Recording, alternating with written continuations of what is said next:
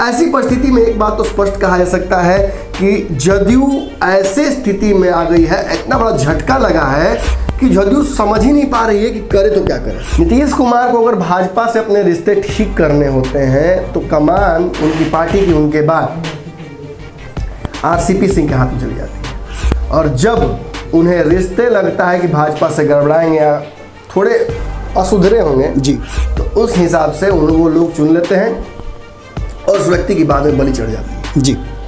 भाजपा के दिए गए इस घाव को कैसे भरना है, इसका जवाब भी देना होगा। लड़ाई बंगाल में भी होनी है, बिहार में पंचायत चुनाव होने हैं, पंचायत चुनाव में भाजपा लीड करना चाहती है, अमित शाह P2P चाहते हैं। इस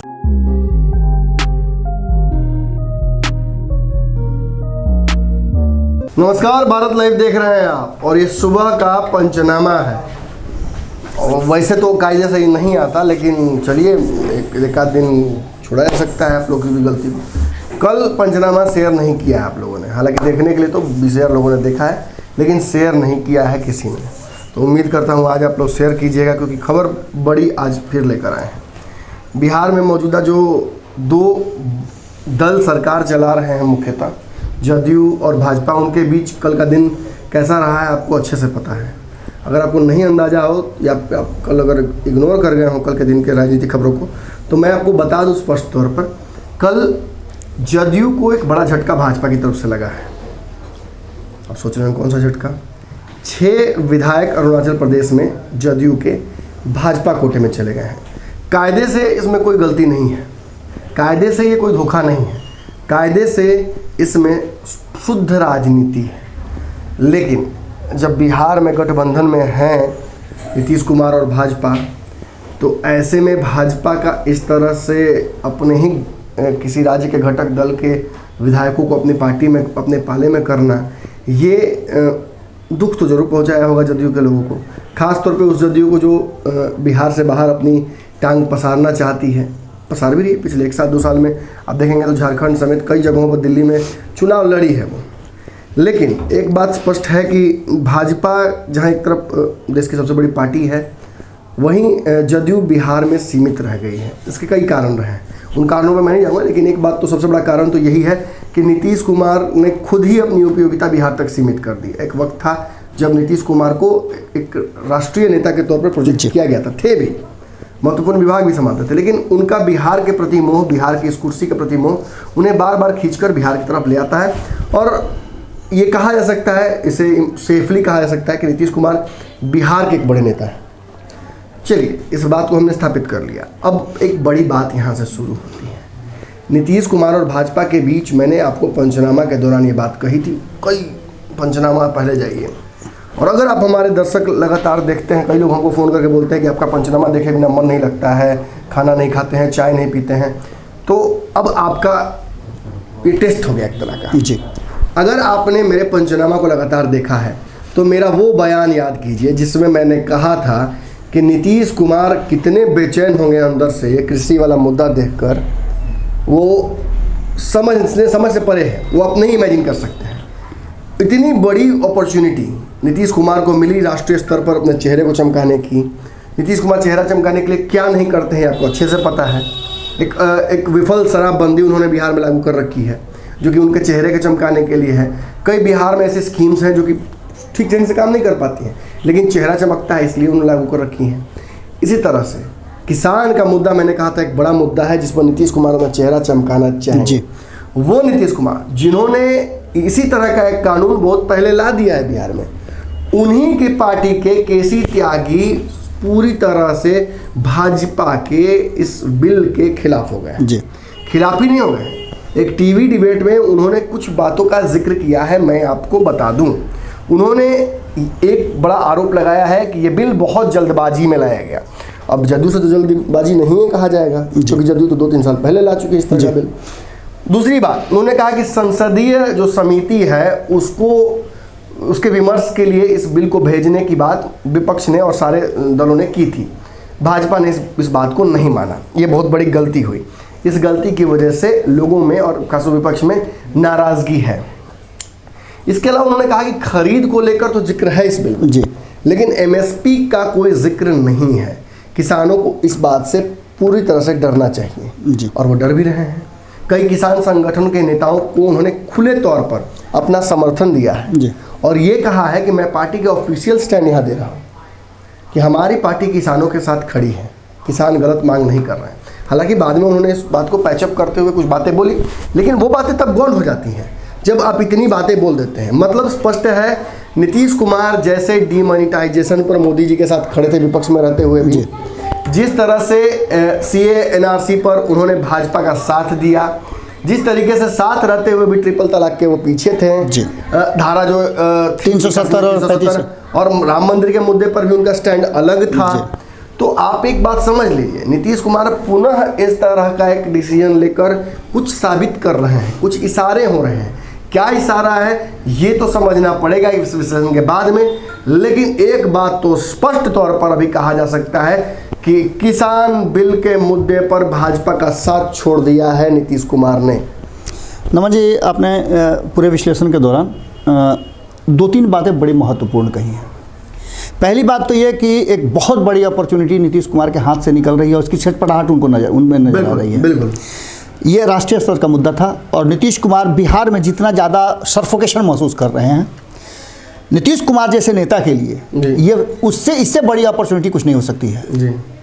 और एक और इससे साथ जुड़ा हुआ मुद्दा है कि नीतीश कुमार कृषि मंत्री रह चुके हैं जी जी, इसलिए उनको इस विभाग और इससे जुड़ी हुई बातों का विशेष अनुभव होगा। अच्छे समय तक उन्होंने कृषि मंत्रालय को देखा है जी। और इन सब के बाद 2006 में जब उन्होंने बिहार में ये लागू किया था, मंडी व्यवस्था को समाप्त किया था, MSP उन्होंने जारी रखा था। आज भी MSP को लेकर के बहुत सारी बातें होती हैं। आपने कल ही देखा होगा कि किस तरह से शिवानंद तिवारी ने इन पूरे मुद्दे पर बेहतरीन ढंग से और बहुत ही विस्तृत चर्चा किया, बहुत अच्छी चर्चा की। आप पीछे जाकर के देख सकते हैं अगर आपने नहीं देखा है, अगर आपको वास्तव में नीतीश कुमार के जो खोखले दावे हैं उनको एक्सपोज कर दिया। बिल्कुल बिल्कुल बिल्कुल।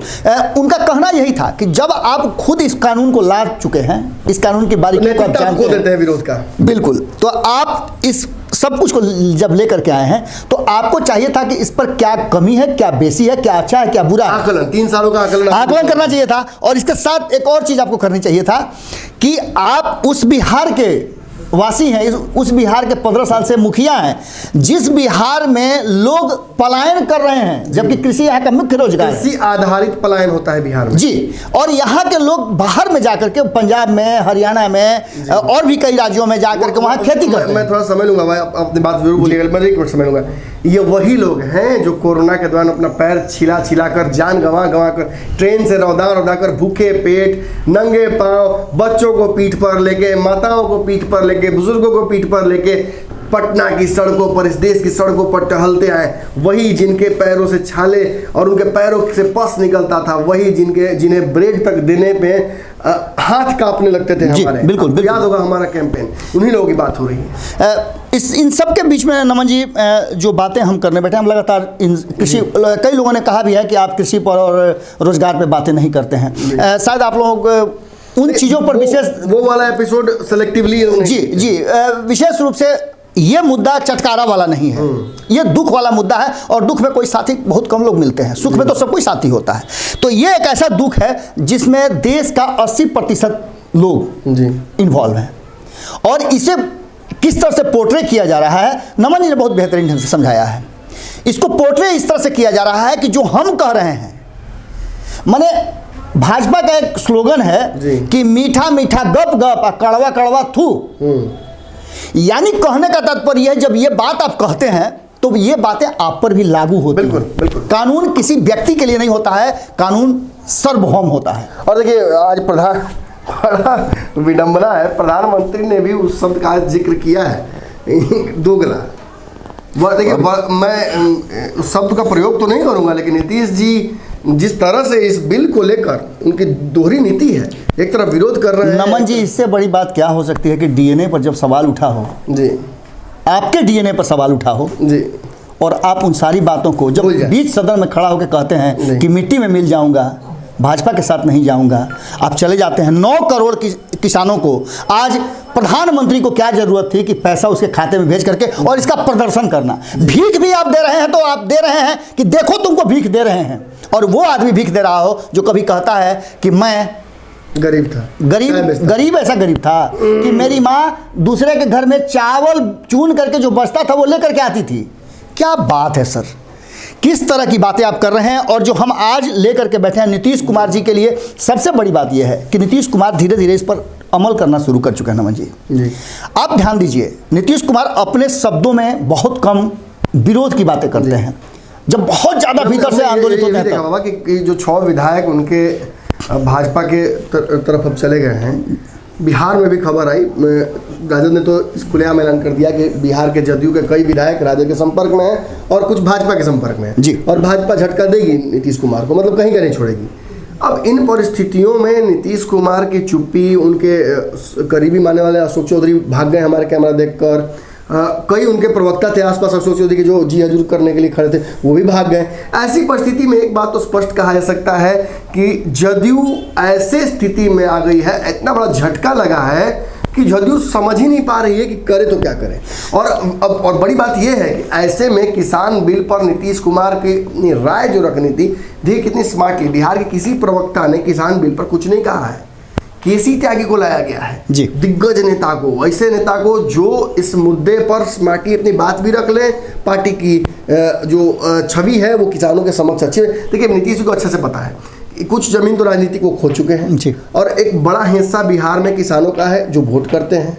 अगर उनके जहन में ये बात अगर चली जाती है कि नीतीश कुमार भाजपा का साथ दे रहे हैं इस मुद्दे पर, तो और घाटा हो सकता है। भाजपा तो कंपनसेट कर लेगी पोलराइज करके अपनी वोट को। सबसे दुखद बात नमन जी ये है कि नीतीश कुमार ने अपने इर्द गिर्द कुछ लोगों का जमावड़ा रखा है जो उनके सलहिया हैं, और जब सलाह करने वाले लोग, हमने कल एक खबर की थी, कल खूटा ठोक में हमने ये खबर किया था कि जब आपके मंत्री, आपका डॉक्टर, आपके गुरु इस भय से, इस डर से या स्वार्थ में झूठ बोलना शुरू कर दें, सच को दबाना शुरू कर दें, यानी ठाकुर सुहाती करने लगे, तो आप समझ लीजिए कि उस राज्य और उस राजा दोनों का अंतिम समय आ गया है।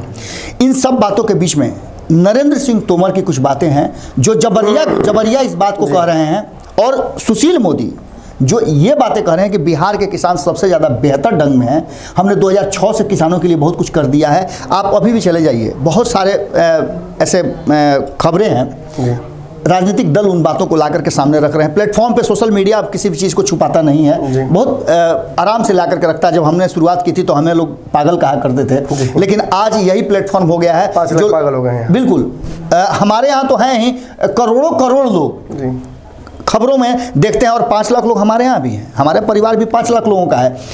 ये 5 लाख सिर्फ यूट्यूब पे हम बता रहे हैं, बाकी फेसबुक पे जाइए, अन्य माध्यम पे जाइए तो हमारा ये परिवार 10 लाख से ज़्यादा का है, और ये सारे लोग ये बातें समझते हैं, हमारे साथ अपनी बातें शेयर करते हैं। आज स्थिति यह है कि नीतीश कुमार को एन केन प्रकारेण उन्होंने कहा है कि मैं बातें अपनी 27 तारीख को कहूँगा, स्पष्ट तौर पर उन्होंने कहा है कि आप अभी हमें क्यों ये बात कर रहे हैं, हम बैठक करने जा रहे हैं ना। देखिए 26-27 तारीख को जदयू एक बड़ी बैठक करने जा रही है, किसान आंदोलन को लेकर अपना रुख बिल्कुल स्पष्ट कर देगी। ये बात केसी त्यागी ने भी उस इंटरव्यू में कहा है जी कि हम बहुत जल्दी मीटिंग करने जा रहे हैं। आज भी नीतीश कुमार ने ये बात स्पष्ट कर दी है कि हम मीटिंग करने जा रहे हैं और इस पर हम तय करेंगे। अशोक चौधरी भी सारा यही जी।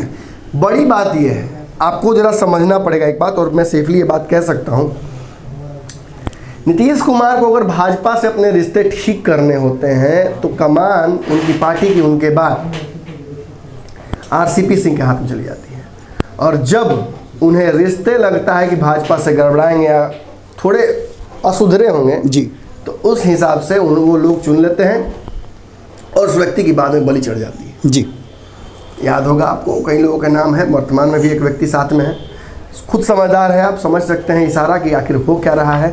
बलि तो चढ़ना है किसी न किसी को, अगर भाजपा के साथ रिश्ते बने रहेंगे तो उस स्थिति में किसी न किसी की बलि चढ़नी है। अब नीतीश कुमार 26-27 तारीख को बैठ कर ये तय करेंगे कि इस आंदोलन के साथ कैसे रहना है, भाजपा के दिए गए इस घाव को कैसे भरना है, इसका जवाब भी देना होगा।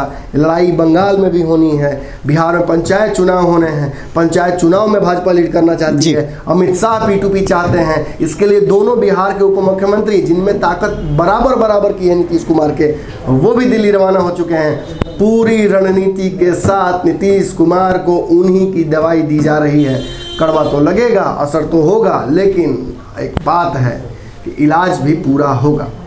आज के पंचनामा में इतना ही। आपने खबर देख ली है, वीडियो कैसा लगा जरूर बताइएगा। किसानों के मुद्दे पर जब वीडियो बनाते हैं तो ज़्यादा शेयर होना चाहिए उन किसानों को, अन्नदाताओं को, कि जिनके चलते हम दिन में 2 बार 3 बार भोजन कर पाते हैं। उम्मीद करता हूं कि एक UPI नंबर है जिस पर आप हमें सहयोग भी कीजिएगा। इसी तरह से अपना सहयोग और मार्गदर्शन बनाए रखिए। कमेंट बॉक्स खुला हुआ है, इस वीडियो को शेयर करना, कमेंट करना, देखना हमेशा मुफ्त रहेगा। आपका सहयोग के लिए हम लगातार आकांक्षी हैं। धन्यवाद। अगर ये वीडियो पसंद आई और वह बिहार के राजनीति और बिहारियत से सरोकार रखेनी तो सब्सक्राइब बटन दबा के चैनल के सब्सक्राइब कर ली। ओजे एगो घंटी बा, ओकरा बटन दबा देला से कुल सटीक और मारक खबर रुआ मुफ्त में मिल जाई। अगर रुआ पत्रकारिता के हमनी के नया प्रयोग में सहयोग कर चाहतानी तो ज्वाइन बटन दबा दी। पेटीएम नंबर नोट कर ली 9386816700। धन्यवाद।